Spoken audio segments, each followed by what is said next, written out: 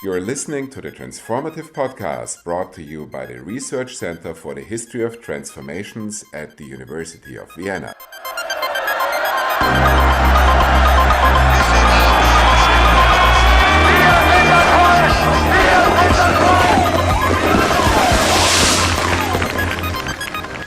Welcome to our newest episode of the Transformative Podcast. If you have been waiting for us to post a new episode for a couple of weeks now, it is because we took the luxury of turning off our computers for the Easter break, and we sincerely hope that you did the same. My name is Irena Remestwenski. I coordinate our science communication efforts here at RECET and also produce this podcast. My special guest today, whom we have the pleasure of hosting in Vienna live right now, is Fabian Baumann. Fabian Baumann is the holder of the postdoc mobility grant from the Swiss National Science Foundation. Following studies in Geneva, St. Petersburg, and Oxford, he completed his PhD in history at the University of Basel in 2020. He was a visiting postdoctoral fellow at the University of Chicago before joining us at RECET as visiting postdoctoral researcher earlier this year. Fabian Baumann's first book, called Dynasty Divided, A Family History of Russian and Ukrainian Nationalism, will be published by NIU Press, Cornell University Press, in August this year. Tracing the story of one family whose members included both Russian and Ukrainian nationalists, the book analyzes what prompted 19th century intellectuals to identify with either one or another imagined community. Fabian is now working on a postdoctoral research project about, in quotation marks, banal forms of nationalism and the promotion of Republican statehood in late Soviet Ukraine.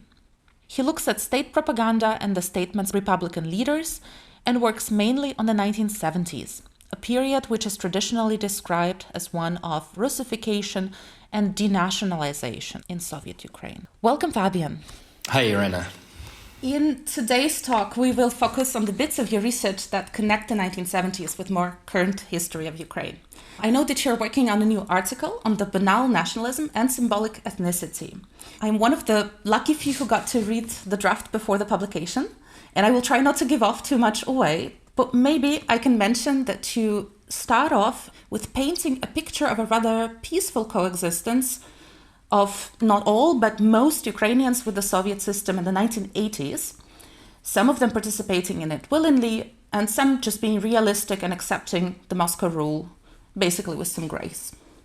Could you describe for me the state of Ukrainian nationalist movement in the 1970s and 1980s, and maybe shed some light on the precursors to the very historic decision that Ukrainians took in 1991 when they voted with overwhelming majority for national independence? Was it an unexpected decision, judging from what we know about the 1970s and 1980s? Well, looking back, of course, one is always inclined to construct a teleology whereby the outcome of national independence was somehow unavoidable. But if you look at the 1970s and the early 1980s before perestroika, really there were rather few signs that a majority of Ukrainians would vote to break off from the Soviet Union only a few years later. Ukraine was a firmly integrated part of the Soviet Union. Some people may have been strongly anti-Soviet, especially in the west of the country. Others may not have been particularly happy with communist rule from Moscow. But overall, most Ukrainians had found some kind of a place in the system. We must also remember that this was, for the first time in the 20th century, a period of peace in Ukraine. So there were relatively few signs for an upcoming independence movement. And yet, after perestroika in 1991, support for independence was overwhelming. And that really prompted me to think about what made independence seem like a plausible possibility to so many Ukrainians. I know that nationality and nationhood were not exactly foreign words in the Bolshevik vocabulary, but I wonder what kinds of nationality and what kinds of nationalism would, for example, be allowed or sort of allowed in the Soviet system and which were completely out of bounds. So to an extent here, we must distinguish between the first decade of Soviet rule and the later periods. So what was so remarkable about Soviet communism was that it integrated the assumption of nationality as a basis for political legitimacy. This is the system known as Soviet federalism, which began to be constructed roughly in 1919 and then was the basis for the foundation of the Soviet Union. And that meant that nationality was institutionalized in two forms. On the one hand, every republic of the Soviet Union was defined as the national homeland of its titular nationality. So that's the Ukrainian Soviet Republic, the Georgian Soviet Republic, the Belarusian Soviet Republic, and so on. And on the other hand, starting in the Stalin period, nationality was also completely institutionalized as an element of personal identity. So every person had a nationality noted in their passport, and children inherited it from their parents. Now, in the 1920s, promotion of nationality was very strong. The Soviet regime did a lot to promote the various national languages, various national high cultures. It introduced languages such as Ukrainian into the administration of the territories.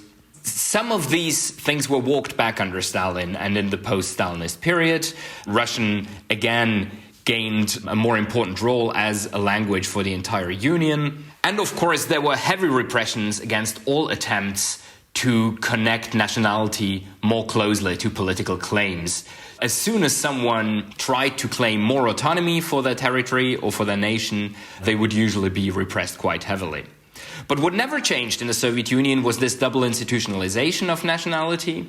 So up to the very end, there were still the national republics, including Soviet Ukraine, and there was still this personal category of nationality. No matter how Russified a republic like Ukraine became, no matter how tight the political control from the center was, there was always Ukraine and there were always Ukrainians as per the regime's own definitions.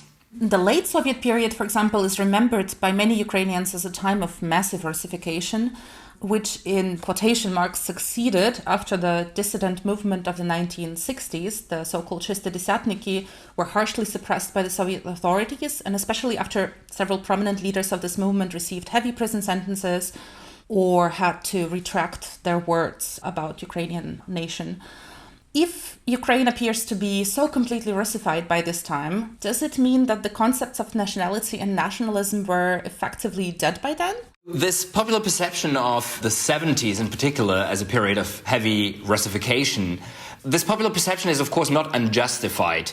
Indeed, especially once the Republic's leadership changed from Petro Shelest to Volodymyr Shcherbitsky in 1972, Russification made strides in Soviet Ukraine. Russian increasingly replaced Ukrainian as the main language of all public spheres. More people switched to speaking Russian in their everyday lives. And the national intelligentsia, the same 1960ers that you mentioned, were sometimes heavily repressed and imprisoned. What's interesting here to me is, as I said, that at the same time, Ukraine continued to exist and Ukrainian institutions continued to exist. And what I posit in my article is that precisely in this time, when ethno-national culture, national history, the national language seemed to be under extremely heavy pressure, a different conceptualization of Ukraine and Ukrainianness increasingly emerged. One that was ethno-historically weak, one that was more bound to Soviet Republican quasi-statehood, and one that could also work in the Russian language. And this, to me, is an important development because it meant that even people who did not identify with this traditional, more ethno-national form of Ukrainianness, who did not care much about Ukrainian ethnic traditions or about 19th century Ukrainian high culture, for instance, these people could now still see themselves as Ukrainians, even though they may have spoken Russian in everyday life, even though they may not have been particularly good Ukrainian speakers, even though they may have been pretty Sovietized in their cultural outlook. And this, to me, is an important development because really it anticipates the situation in independent Ukraine when many Russian-speaking Ukrainians still came to see themselves as Ukrainians and as patriots of the Ukrainian nation and state. So this is why I see this period of apparent Russification as, in fact, an important step in the prehistory of Ukrainian independence. I mean, some of the Шестидесятники were fighting Russification from the positions of being a Soviet citizen, right? So for me, for example, when years ago I opened up the book Internationalism or Russification by Ivan Zuba, I was very surprised at the kind of arguments he used, because I was expecting a much more nationalist, in today's sense, nationalist narrative, but it was basically Lenin quotations that he used to refute the complete dissolvement of Ukrainian nationality into the Russian and the Soviet nationality. It was very interesting for me back then, and I think this is something that most Ukrainians don't remember anymore, if I'm correct. Indeed, Дзюба argued from the point of view of a return to basically 1920s Leninist nationality policies. And in the vision of the Шестидесятники, of course, this also included a strong commitment to the Ukrainian language. But what I see as emerging instead is what you could call Brezhnev Ukrainianness, a Ukrainianness that did not seem to differ much in terms of culture or cultural or political markers, that could work very well in the Russian language, that mostly worked in categories of Soviet loyalty and Soviet culture, even less ethno-cultural than the vision of 1920s Korenizatsiya or even of national communism. But at the same time, merely by being defined as Ukrainian in the institutional sense, it still helped convince some Ukrainians that they were Ukrainians and that Ukrainian nationality was a thing. And I posit in my article that this may also have contributed to making the idea of national independence more plausible to some Ukrainian citizens. And what was the role of the economy or economic prowess of the Ukrainian Socialist Republic in constructing the Soviet and national narratives? It was extremely important, in fact. The Soviet republics and their leaderships had economic responsibilities of fulfilling the plans defined by the center.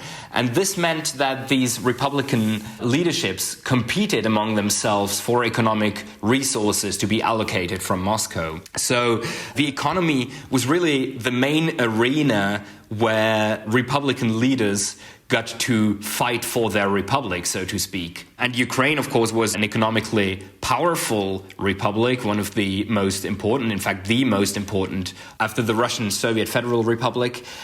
This meant that in their propaganda to the population, the Republican leadership liked to stress the economic prowess of the Ukrainian Republic. They often portrayed Ukraine as an economic space, be it on economic maps or be it in their speeches. They also often mentioned particular achievements, such as high production of grain, successful production of tractors, the first Soviet computers. Individual factories on the territory could become markers of Republican pride in these propagandistic speeches and texts. And here I think this may be another factor that may have inadvertently convinced some Soviet Ukrainians that in fact their republic was economically powerful and that it might even ultimately be able to function on its own, detached from the Soviet Union. Back in the day, there were not such an idea as economic independence or the idea that a truly independent state needs to produce all of the consumer goods itself. When you were talking about the Soviet Ukraine as producing the tractors and the grain for the entire Soviet Union, basically, do I understand correctly that the leadership in Moscow was never trying to, for example, limit that to not have Ukraine being the only producer of certain goods that the Russian Soviet Republic could not produce? I mean, the central leadership, of course, had political considerations in mind when they allocated these resources. And of course, they were not interested in making individual republics completely self-dependent. But if you read the Soviet Ukrainian propaganda from the period, it really almost sounds as if Soviet Ukraine was an economic superpower in its own right that could basically produce almost everything. But I think what's important here is that because the Soviet Union in its propaganda had such an enormous focus on productivity and labor, particular economic products, more strongly than elsewhere, could become part of this Sovietized national identity. So particular places or regions had their signature product. And for the Ukrainian Republic, one of them was, of course, grain. Ukraine being one of the most important suppliers in the world. And then it could be regional things like buses in the Lviv region, for instance, or of course coal and steel in the Donbass. It is precisely this productivist thinking that is at the core of Soviet socialist ideology that was able to transform ideas of national identity away from ethno-historical categories and onto these, if you will, modernist, productivist economic categories. A totally different question, but we all know that the Soviet propaganda machine was quite famous for having a very vivid visual language. And I'm wondering what kind of visual language was used by the Soviet system to depict Ukrainians, Ukrainianness, Ukrainian nation. Did they use visual language to depict those things, and in which ways? In post-war Soviet propagandas, I see mainly two strategies of depicting Ukraine and Ukrainianness. One of them is precisely the kind of republican state symbolism that is detached from ethnic categories. This includes, for instance, the new Soviet Ukrainian flag, which was introduced in the late Stalinist period, featuring a broad red stripe with the hammer, sickle and star, alongside a narrower light blue stripe, a much more recognizable flag than the interwar flag, which had looked just exactly like the standard Soviet flag had. This also included individual lines of verse from the new Soviet Ukrainian anthem. It included depictions of the territory, the map as logo, in the words of Benedict Anderson. So these were the Republican statehood markers. And on the other hand, there was a depiction of folkloric ethnographic markers. And in the case of Ukraine, this was, on the one hand, the famous vyshyvanka, the embroidered peasant shirt that had already been a symbol of Ukrainianness in the 19th century national movement. In the late Soviet propaganda, you often find it very simplified and stylized. Earlier depictions sometimes do show correct local ethnographic specificity, but by the end of the Soviet period, really the embroidered pattern had just been a catch-all marker for Ukrainianness. And the other thing that I find interesting is that there was also an ethno-racial marker of Ukrainianness, in that Ukrainians on propaganda posters were usually depicted as dark-eyed and dark-haired. And this is, again, an image of Ukrainians that goes back to 19th century romanticism that had been taken up by racial anthropologists in the early 20th century, and that clearly, via this racial anthropology, ultimately found its way into Soviet propaganda, and there served as a contrast to depictions of the Russian people, who were usually shown to be light-haired and blue-eyed. So especially around the 300th anniversary of the Pereyaslav Council in 1954, you have many, many depictions of a Russian and a Ukrainian symbolic figure, and it's always this difference in hair color and eye color. And where does this image of a dark-haired, dark-eyed Ukrainian come from? Because, as we know, the modern-day Ukrainians don't, on average, look like that. I mean, some do, some don't. But as always with these stereotypes, there is a link to folklore, there is a link to early 19th century romantic literature, where Cossacks and Cossack women are usually depicted as dark-eyed and dark-haired. And then this romantic stereotype, as I said, found its way into what was then considered cutting-edge science, when early 20th century anthropologists such as Fabian Baumann went around Ukraine and measured people's bodies. And his writings also include indicators for eye and hair color, and he claims to have proven that Ukrainians were on average more dark-haired than Russians and Poles. And of course, for nationalist anthropologists like Fedorov, this seemed to be an objective way of proving Ukrainian difference from its Slavic neighbors. In the Soviet propagandistic visual language, of course, the goal cannot have been to differentiate Ukrainians as much as possible, but I think there the goal was rather to create an immediately recognizable image of a Ukrainian, to signify diversity of the Soviet Union's cultures, and just as, for instance, Kazakhs were depicted as black-haired and having Asian features, so Ukrainians just acquired the standard marker of dark hair and dark eyes. So the Soviet authorities seem to have taken a lot of effort to represent Ukrainianness in a way that was acceptable for the Soviet system. I wonder, though, how much all of this mattered to the Ukrainians themselves and how do they perceive this? And also, coming back to our first question, how much did it matter for Ukrainians when they decided to vote for independence in 1991? So, of course, it is extremely difficult to reconstruct what exactly normal people were thinking at the time, because, of course, there's no reliable sociological data. I'm not trying to claim here that the Soviet Union somehow invented Ukrainianness, or that only through the Soviet experience Ukrainians came to see themselves as Ukrainians. But what I think it did to parts of the population is that it provided a model of Ukrainianness that did not require you to buy into the full political and cultural repertoire of traditional Ukrainian nationalism. It provided a model of Ukrainianness that seems to have been much more compatible with the worldviews, for instance, of Russian-speaking populations in heavily industrialized cities in the East and South. It made it possible for these people to see themselves as Ukrainians, and that's precisely what people like Vladimir Putin have misunderstood about Ukraine. Nowadays in Ukraine, people don't need to be monolingual Ukrainian speakers who cherish the memory of Bandera to see themselves as Ukrainians. And it is precisely in this coexistence of Soviet worldviews and still a strong national consciousness among some populations in post-Soviet Ukraine. It is precisely in this combination that I see evidence that late Soviet Ukrainianness, Brezhnev-style Ukrainianness may have mattered to some people. A brief moment of advertisement. If you are interested in what we do and would like to get a taste of our live academic events, there's a perfect opportunity to do just that on May 24th through 26th this year. We will be organizing our second RECET History and Social Sciences Festival titled Transformations of Equality and Inequality. High-profile voices from academia, the civil society, the arts and culture will discuss multiple dimensions of equality and its many transformations over the past years and decades. There will be lectures, debates, and panel discussions, accompanied by an attractive cultural program. Everyone is welcome to join us in our open festival tent on the university campus.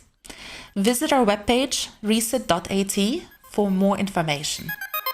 You have been listening to the Transformative Podcast produced by RECET in Vienna. Wir